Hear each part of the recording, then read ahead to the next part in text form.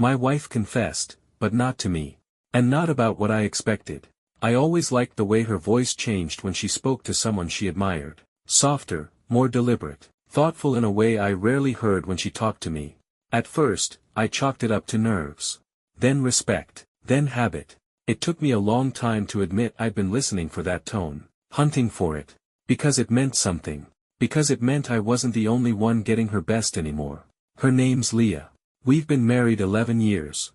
We met at a 4th of July barbecue, the kind with plastic chairs sinking into dry grass and someone's uncle burning burgers in a shirt that hadn't fit since the 90s.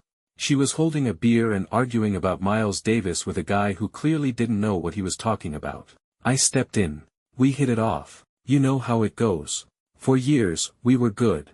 Solid, even. We had our fights, about finances, families, the usual, but they never lasted. We had our inside jokes, our Sunday routines, our little shorthand gestures that meant, I love you, without having to say it. I thought we were on the same team. Then came the volunteering. She started helping out at this neighborhood outreach center. Food drives, fundraising, mentoring. It gave her purpose, she said. Meaning. And honestly, I was proud of her. She's always been the better half of us.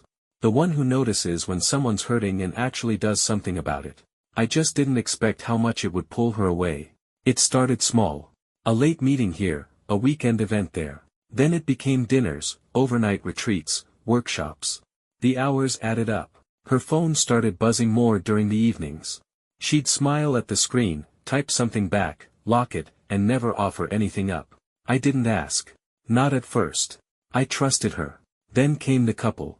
Mark and Dana. Married 10 years. Always together, always upbeat, always, oh, let me help with that, and, you two have to come over for dinner next week. Leah met them at the outreach center. Said they were powerhouses, organized, passionate, reliable. She couldn't stop praising them.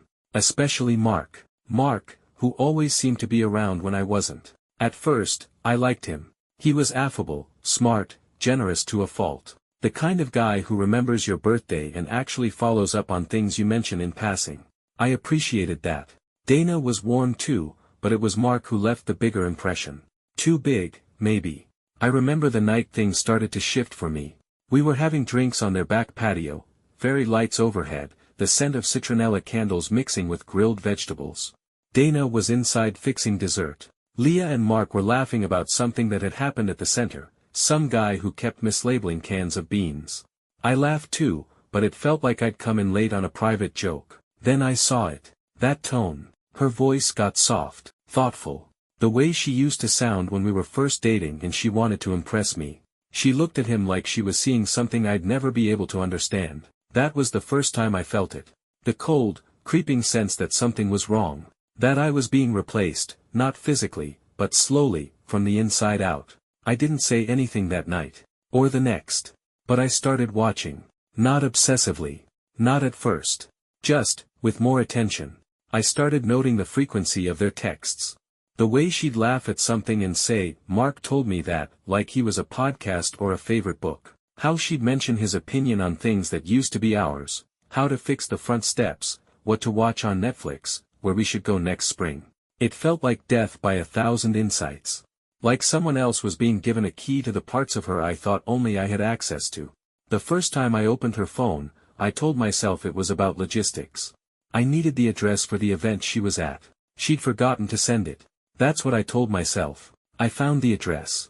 I also found a thread with Mark. It wasn't flirtatious. Not in the way you'd expect. There were no hearts, no suggestive emojis, no nicknames. But the intimacy was undeniable. She told him things she never told me. About her doubts. About her fears. About how I used to shut down during arguments and how that made her feel small. How I could be cold without realizing it. How she sometimes felt like she had to carry the emotional weight for both of us. I read until my hands started shaking. Not because of what she said, but because of how much she said. She'd given him a map of me. Every weakness, every wound. And he'd listened. Carefully. Kindly. He responded with advice, validation, sometimes just silence. He was her sounding board.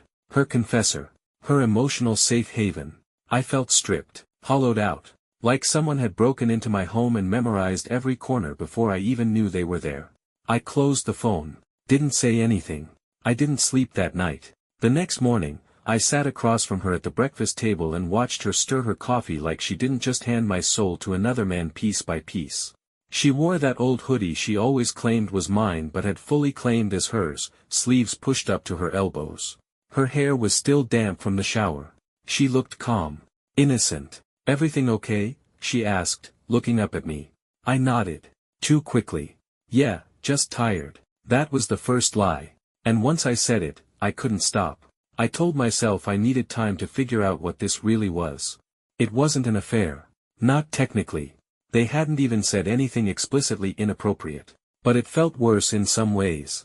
More invasive. More permanent. He knew things about me no one should know, things I barely even admitted to myself. Like how I sometimes feel out of place in social settings, like I'm pretending to be someone more interesting than I really am. How I worry I peaked in my 30s. How I freeze up in hard conversations, not because I don't care, but because I don't know how to make things right without making them worse. Things I told Leah during our most vulnerable nights when the world felt like too much and we only had each other. And now he had them too. I started keeping track of everything. When she laughed at her phone and didn't explain. When she left the room to take a call. When she said she was just grabbing a quick drink with the team and came back with that flushed, distracted glow that used to be for me. I became someone I didn't recognize. Quiet. Watchful. Measuring every word she said, every pause, every glance. And the more I saw, the more it hurt. One night, I tested her. We were getting ready for bed, brushing our teeth side by side. I spit, looked at her in the mirror, and said, "I've been thinking about leaving the firm." She blinked. "Really?" I nodded. "I don't know. Maybe start something on my own. Maybe go part-time. It's been eating at me for a while." A beat. Then, "Did you talk to anyone about it?" "No," I said. "You're the first." She hesitated, just a flicker, then smiled. "That's big, babe. I'm glad you told me." I watched her put on her face cream, then climb into bed. She said all the right things. Encouraging, thoughtful things. But something in her tone felt practiced. Like she'd already had this conversation. And sure enough, a few days later, I checked her phone again. There it was. 2 weeks earlier. A message to Mark. He's been talking about leaving his job, says he's not happy but won't admit why. I don't think he even knows. I worry he'd feel like a failure if he walked away. I just want him to be okay. And Mark's reply, "It's hard when someone doesn't see how much they're worth. He's lucky to have you. You always hold space for people. That's rare." That line made me want to throw the phone across the room. He's lucky to have you. You always hold space. I wasn't just being talked about, I was being diagnosed. Dissected. As if I were some mutual project they were working on together. I started wondering how long it had been going on. Not just the messages, but the sharing. The emotional tether. Did it start before we met Mark? Had there always been someone she offloaded me to when I became too much? The next time we saw them, I tried to look normal. Tried to smile. Shake hands. Pretend like nothing was breaking under the surface. We met for dinner at some gastropub they liked. Shared appetizers. Laughed at small talk. But when Mark spoke, I watched him closely.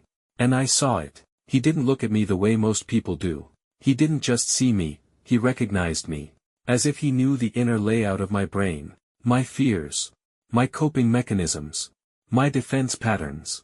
Like he'd read the manual. And that made something in me snap. In the middle of some story about his new home project, I cut him off. "Hey, Mark, how would you describe me?" The table went quiet. He blinked. "Sorry. If someone asked you what kind of guy I am, what would you say?" Leah shifted beside me. "What are you doing?" "No, really. I'm curious." "Mark." He glanced at Leah, then back at me. "I'd say you're thoughtful. Reserved. Loyal. You don't speak unless you have something worth saying. You like your space, but you care deeply. Maybe too deeply. Too deeply." I nodded slowly.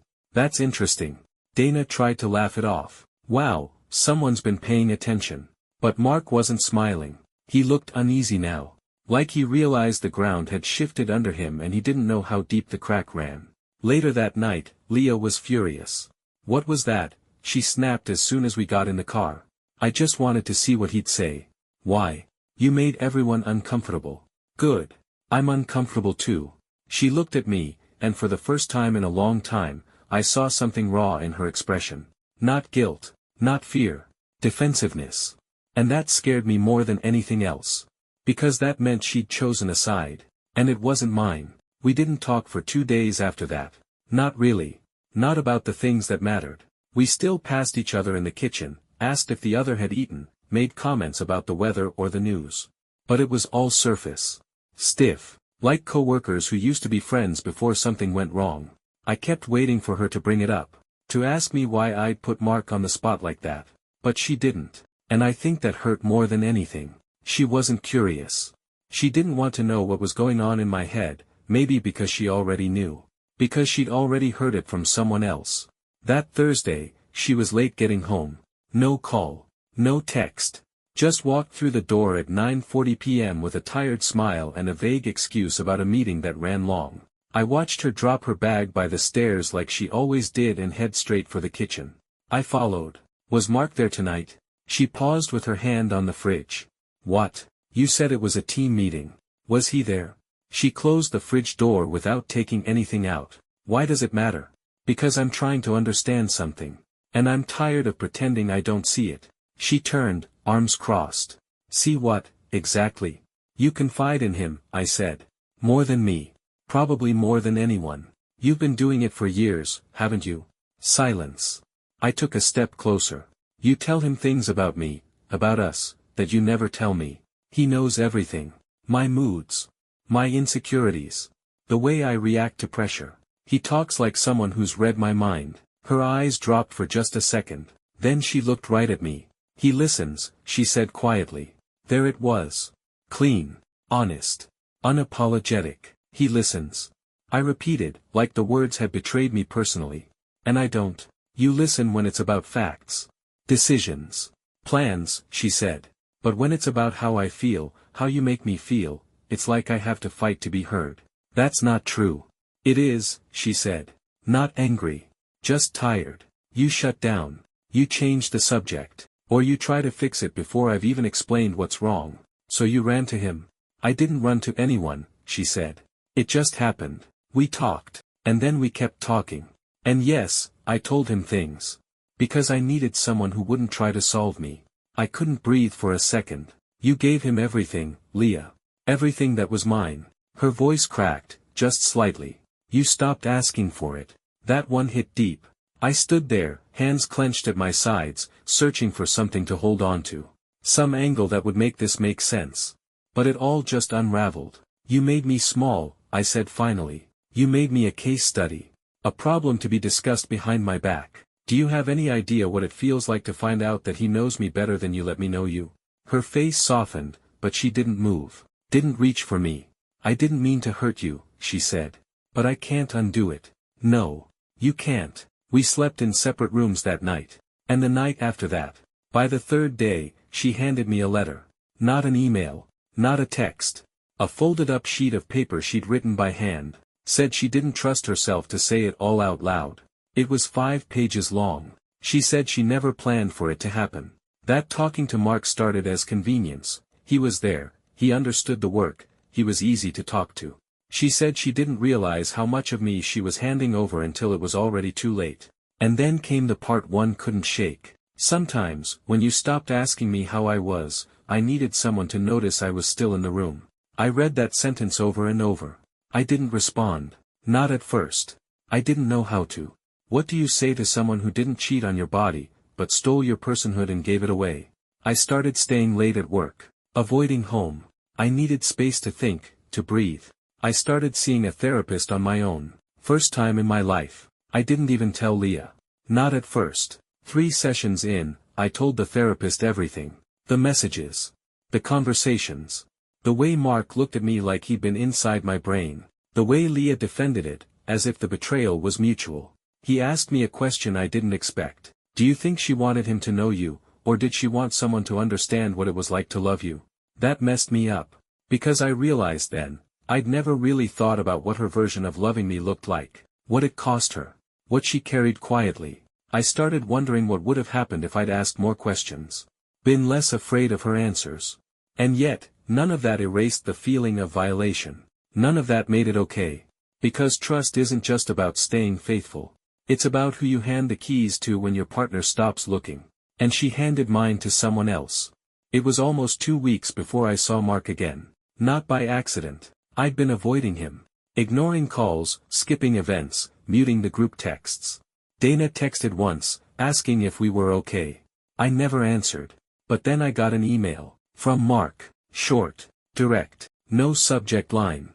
I think we need to talk. Just the two of us. Man to man. I stared at it for a long time. Man to man. That phrase alone made my chest tighten. As if we were equals in this situation.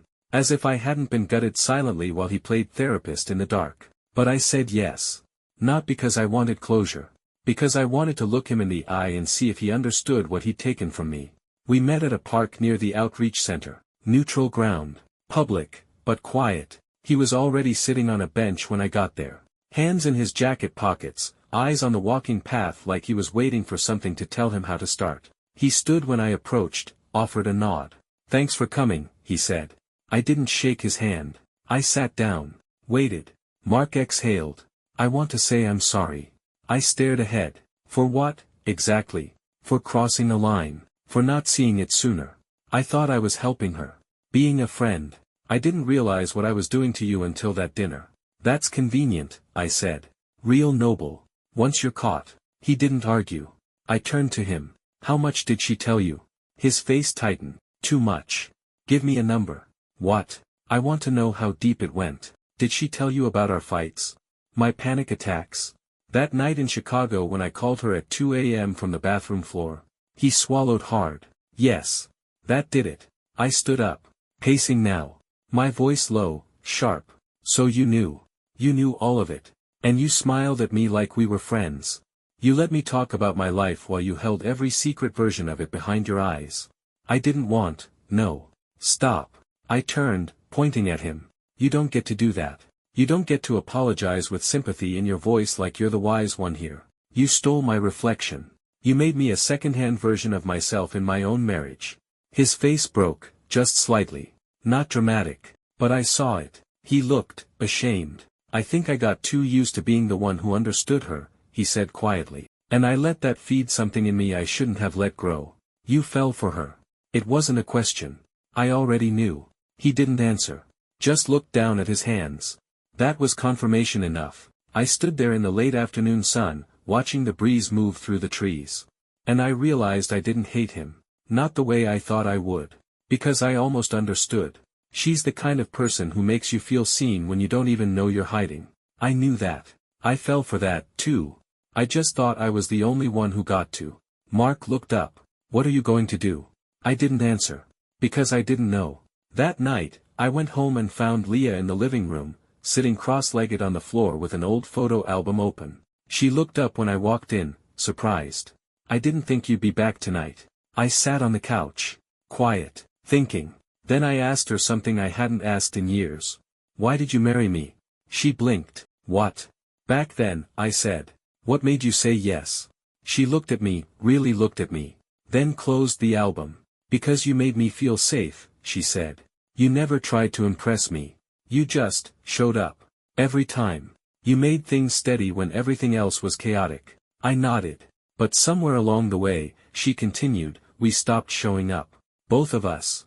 I leaned forward, elbows on my knees. I don't know if I can forgive what you did. I know. But I also know I wasn't innocent, I said. I withdrew.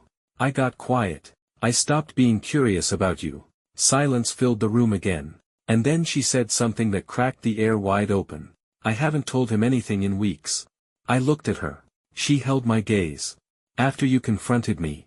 I cut it off. Cold. I told him we couldn't talk anymore. Not like that. I didn't want to carry someone else's version of you. I wanted the real one back. I didn't know what to say to that. Because part of me wanted to believe her. And part of me wasn't ready. We started seeing a counselor. It was her idea. She said if we were going to fix this, we had to do it with the lights on. No more shadows. No more secrets. We talked about everything. The silences. The projections. The slow erosion of intimacy.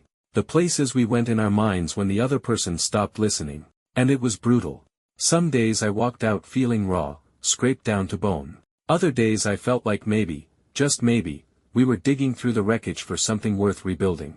But the truth is, I still don't know where we'll land. We sleep in the same bed again, but it still feels like a negotiation. Like we're testing the weight of every word before we say it. She asks me more questions now. I ask them back. We're learning each other all over again, but this time, it's like climbing a mountain we once thought we'd already summit. Some days I look at her and think, we'll make it. Other days I think about all the things she gave away without asking, and I wonder if that version of us is gone forever. But I stay. For now. Because forgiveness is messy. And rebuilding trust isn't a light switch, it's a daily choice. One hard, humbling choice at a time.